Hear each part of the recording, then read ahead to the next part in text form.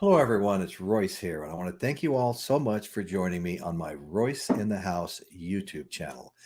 I want to wish everybody a happy New Year's, and I trust you all had a great Christmas, enjoying the holidays as I've been doing. Tonight, we're going to be talking about this is a pre-recorded video.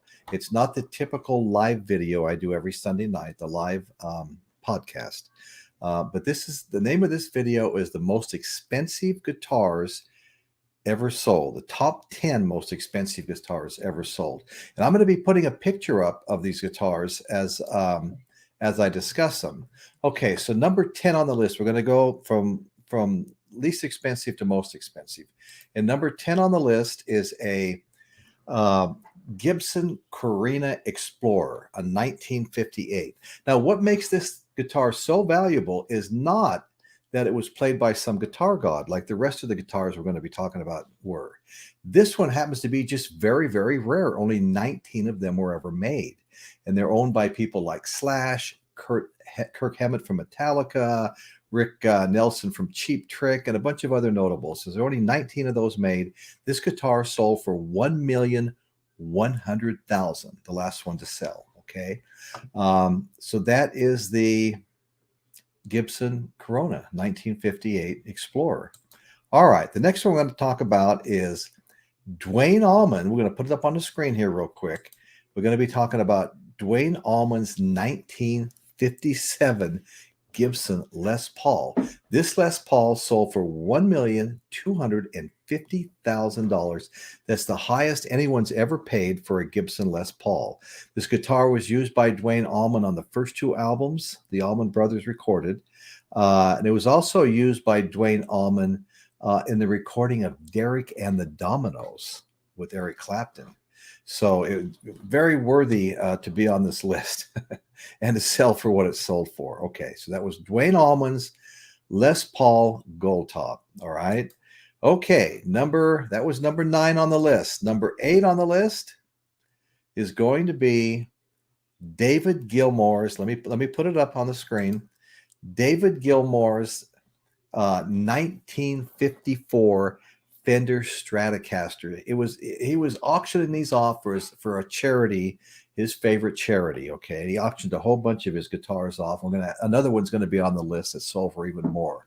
But this 1954 Fender Stratocaster, owned by David Gilmore, sold for $1,815,000. I got to say it again. $1,815,000. Okay. Sold part of his private collection, and his serial number 0001. And it's not thought to be actually the very first Strat, but it's down there. It's a 1958. Okay, so that is David Gilmore's 54 Strat. The next one we're going to show is going to be, that's number 7 on the list, and that's going to be Jerry Garcia's Wolf, custom made for him by Doug Irwin. Okay. He always named his guitars. He did. He had guitars that were with names such as Alligator, Lightning Bolt.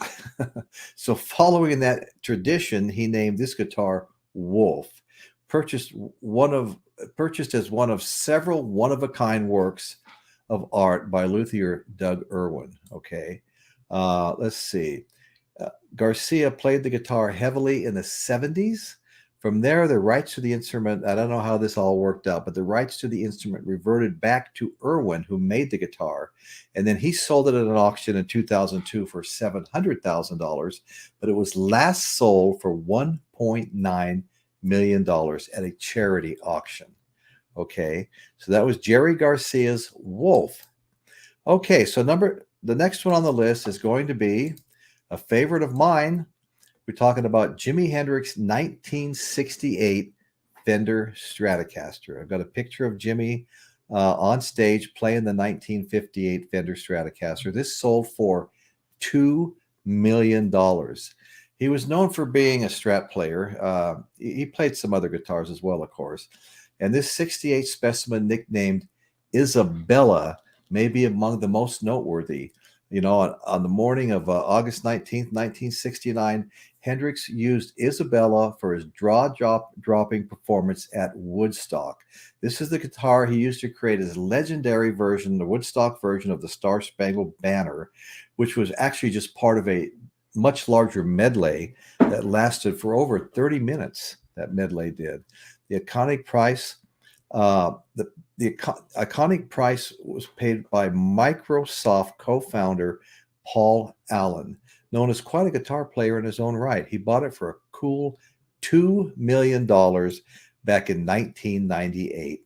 Okay, the next guitar I'm going to show you, and let me scroll down here a little bit, get Hendrix off. We're going to put up a Bob Marley owned guitar. Now, the first thing I got to tell you is no one knows exactly what this one sold for. So this is not part of the 1 through 10 list. What this is honorable mention. It's a Washburn Wing Series Hawk. And it's sold, this is the range. It's purported to have been sold for between $1.2 million and $2 million. Okay. The guitar isn't, like I said, it's not officially on this list because we don't know exactly what it sold for. But after Marley's untimely death in 1981, the Jamaican government declared the guitar a national treasure. And it was supposedly sold at a charity auction for around somewhere between $1.2 and $2 million. Okay. So now we're going to show a really iconic guitar that we've all seen. And this is John Lennon's 1962 Gibson J160 acoustic electric. This guitar, this Gibson J160 sold for $2,400,000. Oh my God. Hold on. Give me a second here, folks. Okay. John Lennon played this very often. Older songs, Love Me Do, P.S. I Love You. It was lost on a Beatles tour in 1963, where it ended up getting sold for the unbeatly sum of $175 in 1969 to just an average Joe. He wasn't really even a musician. Where he launched it, where it languished until around 2014. Then, due to some clever detective work by its then owner, he discovered what he really had on his hands. Once the guitar's true identity was established, it was sold at auction for $2.4 million. $2.4 million. And that took place in 2004. No. I'm sorry. That took place 2014. 2014, John Lennon's J160 sold for $2.4 million. Okay, so now we're going to talk about a guitar that actually no one owned. But this is the story, okay? This is the Reach Out to Asia Fender Stratocaster. The Reach Out to Asia Fender Stratocaster sold for $2.7 million. Unlike all the other choices on this list, this particular Strat was never ever really owned or played by any specific artist. It was conceived as a charity offering by Bryan Adams for the concert for those impacted by the major tsunami in the Indian Ocean that happened in 2004. The pricey instrument has a unique distinction of being autographed by 19 artists, ranging from Paul McCartney to Eric Clapton, Jimmy Page, and the members of Def Leppard. 19 autographs on that one, okay? All right, so I promised you another Pink Floyd David Gilmour guitar sold at the same auction that the white one was sold at. This is the famous black Strat that David Gilmour owned, sold to benefit his own favorite charity. This guitar sold for a whopping $3,975,000, just shy of $4 million, to Indianapolis Colts owner Jim Irsay. Jim Irsay, owner of the Indianapolis Colts football team, paid just under $4 million. Okay. Um, he's definitely a guitar aficionado and collects expensive guitars. So that was David Gilmore's Black Strat. We'll take that down now. We've got 2 more to go, and then hang around, folks. I want to ask everybody a question, and I'll tell you how I'm going to answer that question. Now, I do want to ask though, if you like the show, check out the other shows. I'm pushing close to 300 shows on my YouTube channel, Royce in the House. And if you like what you see there, please go ahead and subscribe. Hit that notification bell so you'll get a one-time notification of every new show that's coming on. We always do the live podcast on Sundays, except the holiday season's got us a little bit off kilter. But then we add in some pre-recordeds during the week. And so go ahead, hit that subscribe button. We're closing in on our 1,000 subscribers, the first milestone for a podcaster is that first 1,000. We're getting close. We're getting anxious. Please hit that subscribe button. We'd really appreciate it. Okay, let's talk about the next 2 guitars, and then a question I want to ask everybody, everybody in the chat or everybody that watches this show later. Okay, we do have a live chat that goes along with the show when it plays. All right, what we're going to talk about now is a guitar that was owned by Kurt Cobain, and it was used to play on Smells Like Teen Spirit. So let's pull that up. Okay. This was the guitar Kurt Cobain played on Smells Like Teen Spirit. It sold for $4.5 million. It was just sold within the last couple of years. It comes in as the second most expensive guitar ever sold. To no surprise, the Fender Mustang that Kurt Cobain played in Smells Like Teen Spirit's video smashed the estimated sell price of $800,000 and sold for a whopping $4.5 million instead of the estimated $800,000. Okay, one of the most iconic instruments and arguably one of the most important instruments of the 90s. Smells Like Teen Spirit video catapulted Nirvana into the mainstream, pushed the Seattle scene into the spotlight, and changed the face of music in the 90s.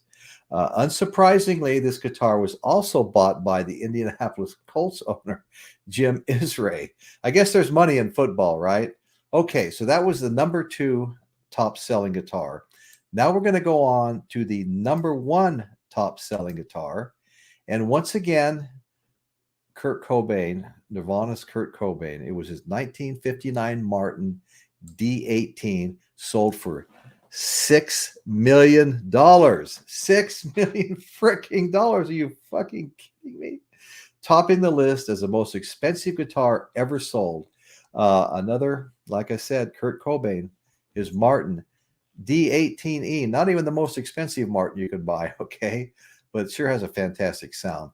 Okay, so the guitar, this was the guitar the grunge icon used on the MTV Unplugged show. Okay, MTV Unplugged, one of the best of a series of the Unplugged shows. MTV Unplugged in New York by Nirvana. I've had that CD. I have the 2-album video. Not video. I'm sorry. I have the 2-album vinyl records. MTV Unplugged in New York. I absolutely love that album. This is one of my favorite bands, Nirvana. I loved almost everything they did, and I loved the song Teen Spirit. I mean, who didn't love watching that on MTV? And then of course the Unplugged series as well. Okay, so that's what I wanted to talk about. That is the top 10 plus the Bob Marley one we threw in for honorable mention. But what I want to ask everybody is, if you could buy any guitar you wanted, owned by any artist that you like, who would you choose? What guitar would you choose, and who would you choose? Well, I'm going to tell you who I choose right now and what I choose.